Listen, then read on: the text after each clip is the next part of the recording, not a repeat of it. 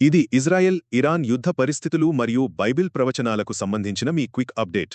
ప్రస్తుతం Israel, America మరియు Iran దేశాల మధ్య రగులుతున్న తీవ్రమైన యుద్ధాలు పరిశుద్ధ గ్రంథంలోని అంత్యకాల ప్రవచనాలను కళ్లకు కట్టినట్లు ఎలా నెరవేరుస్తున్నాయో ఇప్పుడు మనం చూద్దాం. మొదటిది, ఉగ్రవాదాన్ని, అణ్వాయుధ ముప్పును అడ్డుకోవడానికి ఇజ్రాయెల్ మరియు అమెరికా సంయుక్తంగా ఇరాన్పై దాడులు చేస్తున్నాయి కదా.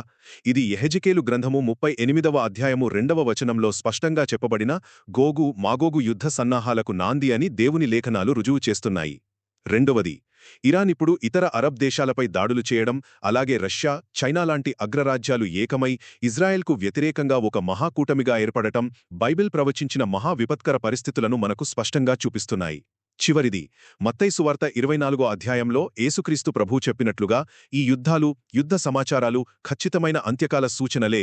కాబట్టి మనం ఏమాత్రం కలవరపడకుండా అప్రమత్తంగా ఉండి దేవుని రాకడకు సిద్ధపడుతూ ప్రపంచ శాంతి కోసం భారంతో ప్రార్థించాలి.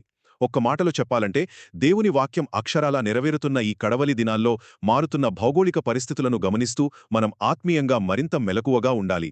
మరింత ఆత్మీయ సమాచారం కోసం మా ఛానల్ని ఫాలో అవ్వండి.